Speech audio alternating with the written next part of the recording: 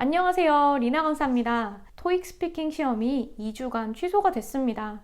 자, 3월 14일, 이게 바로 3월의 첫 시험이 되겠는데요. 학원 개강 또한 9일로 미뤄져서요. 사실 지금 저는 본의 아니게 집콕 중이에요. 화장도 좀 덜하고 이렇게 편하게 촬영을 하고 있습니다. 수강생분들 문의도 정말 많고 해서요.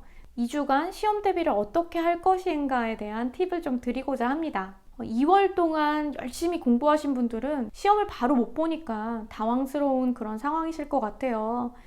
근데 뭐 어쩌겠어요, 여러분. 2주 미뤄진 거지, 2년 미뤄진 것도 아니니까 그렇게 너무 허탈해하지 마시고요. 이제 2주 동안 공부할 시간 벌었다 생각하고 이제 한번 또 다시 집중을 해봅니다. 항상 공부할 때 생각할 부분은 방금 전에 내가 푼 이 문제가 시험장에서 똑같이 나왔어요. 그 답을 지금처럼 정확하게 할 수 있을 것인가, 이 부분에 대한 생각을 좀 해보셔야 됩니다. 토익 같은 경우에는 좀 이해를 하고 문법, 단어 알게 되면 비슷한 문제가 나온다면 선택할 수 있어요. 그런데 토익 스피킹은 아는 것과 말하는 것, 이건 엄연히 다른 부분이에요, 여러분. 엄청난 큰 차이가 있죠. 알아도 말이 안 나오는 경우가 허다하거든요. 문제를 푸실 때 이 문제에 따른 내가 답을 다 암기해버려야겠다, 이런 생각은 솔직히 불가능해요. 왜냐면 무슨 문제가 나올지도 모르고 문제집에 있는 문제의 답을 어떻게 다 외워요. 우리가 컴퓨터도 아니고요. 내가 외우는 거에 대한 강박을 너무 많이 받지 마시고요. 사고의 길을 뚫는 것이 가장 급선무인데요. 예를 들어 볼게요. 일단은 교육 문제에서 제 영상을 보시면 아시겠지만 재미랑 교육, 이 두 가지 길을, 사고의 길을 제가 뚫어드렸어요. 독서 주제로 나왔다 칩시다. 부모는 아이가 매일매일 독서를 하게끔 해야 된다, 뭐 이런 문제도 나옵니다. 그러면 이제 어떤 문제가 나오든 독서에 관한 거예요. 그러면 일단은 재미 쪽으로 빠지는 거죠. 독서 재밌고 스트레스 풀 수 있다. 그 다음에 또 하나는 교육적인 길로 빠지는 겁니다.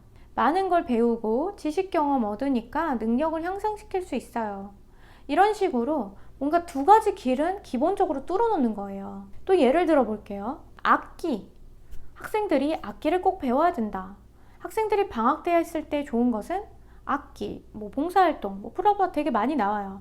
악기를 보면은 또 사고의 길이 두 가지로 뚫어줘야 됩니다. 재미, 교육. 재밌고 스트레스 풀린다. 그리고 또 교육. 배운다, 지식 경험 얻는다, 능력을 향상시킬 수 있다. 이렇게 또 세 개 가는 거예요. 이게 기본 틀이라고 보시면 돼요. 여기다가 이제 시간이 남는 분들은 뇌 발달, 유익하다, 이런 부분들 더 넣어주시면 되겠죠. 하나만 더 해볼까요? 체육. 여러분, 체육도 마찬가지예요. 재미, 교육. 재밌다, 스트레스 풀린다. 교육은 배운다, 얻는다, 향상시킨다. 여기는 신체적인 능력을 향상시킨다, 이러면 되겠죠. 그러면 건강해진다, 이렇게 빠질 수 있고요.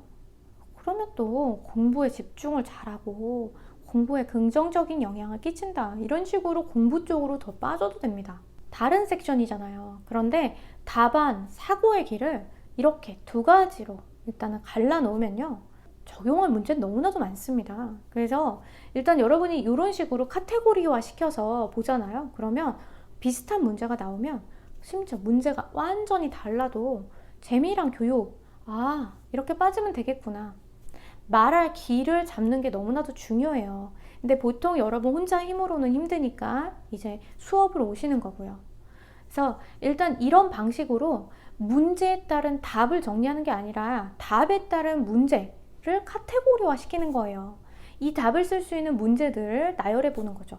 그럼 보세요. 이런 식으로 접근을 한다 하면 일단 해야 되는 게 아이디어를 어느 정도는 암기를 해주셔야 되고요. 그런데 빨리 튀어나오게, 이게 가장 포인트예요. 머리로 아는 게 아니라 입으로 빨리 튀어나오게요. 저는 학생분들한테 이제 자판기 모드로 만들어 오세요라고 말씀을 많이 해요. 근데 그게 무슨 말이냐? 그냥 생각이 났을 때 바로 튀어나올 수 있게끔. 근데 그런 아이디어가 아니라면 사실은 머리로 알고 있는 아이디어는 쓸모가 없습니다. 왜냐면 입으로 어차피 빨리 튀어나올 게 아니기 때문에 실제 시험장 간다면 거의 자기 실력 발휘를 못하고 나오겠죠. 그게 가장 중요한 거예요, 여러분. 바로 튀어나올 수 있는 힘, 이걸 지금부터 기르는 연습을 좀 해야 됩니다. 그럼 일단 1주차 해야 되는 거, 여러분 가지고 계시는 교재 있죠? 그거를 일단은 2바퀴 도세요, 여러분. 이 한 바퀴는요, 쭉 처음부터 끝까지 그냥 한 바퀴 쭉 도는 겁니다. 그냥 다 풀어보는 거예요. 근데 풀어볼 때 좀 내가 막히고 많이 절고 막 버벅거리고 막 이러는 게 있어요. 그러면은 걔는 좀 집중적으로 해야 돼요. 그 문제를 파고들라는 얘기죠. 왜냐면 그 문제가 시험장에 똑같이 나올 확률이 있으니까요.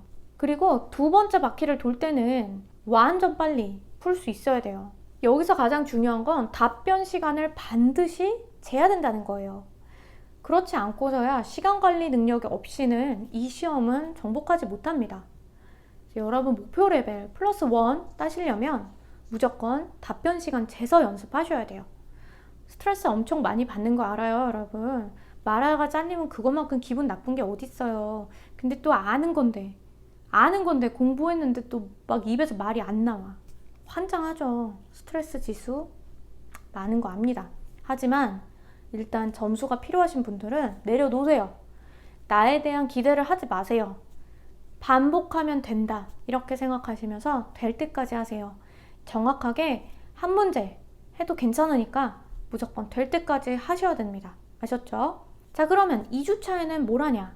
이제 문제집에 있는 거 다 풀어봤잖아요. 이제는 기출문제를 풀 때입니다. 자, 기출문제는요, 제 카페에서 전체 공개로 해놨거든요. 또 답변 시간, 준비 시간 맞춰서 풀어보는 거죠. 대비할 수 있는 그 능력 자체를 길러야 돼요. 그 능력이란 당황 지수를 줄이는 거죠. 줄이려면 일단 순발력, 아이디어, 응용력 이런 것들이 좀 있어야 돼요. 기출문제 푸시면서 아니 뭐 이거 지난주에 나왔던 건데 또 나오겠어? 네, 또 나와요, 여러분. 토익 스피킹은 그런 시험이에요. 감사하죠. 돌려서 나오는 게 얼마나 감사한지. 여러분이 제대로 공부만 하신다면 공부할 만 나는 시험입니다.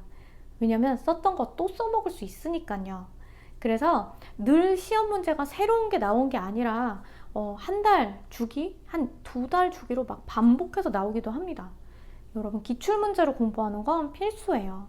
여러분이 다른 경로로 기출문제를 구할 수 있다면 당연히 그 경로 또한 이용하셔서 기출문제 최대한 많이 풀어보세요. 수강생분들이 가장 많이 하는 질문이 뭐냐면 기출문제 몇 달치 풀어야 돼요? 1년치 보고 가세요, 여러분. 근데 단 최신순으로 푸셔야 됩니다. 최소 6개월치는 푸셔야 대비가 좀 더 확실하게 된다 생각하시고요. 2주 뒤에 목표 레벨을 한 방에 받으실 수 있도록 시험 준비 완벽하게 해보시기 바랍니다.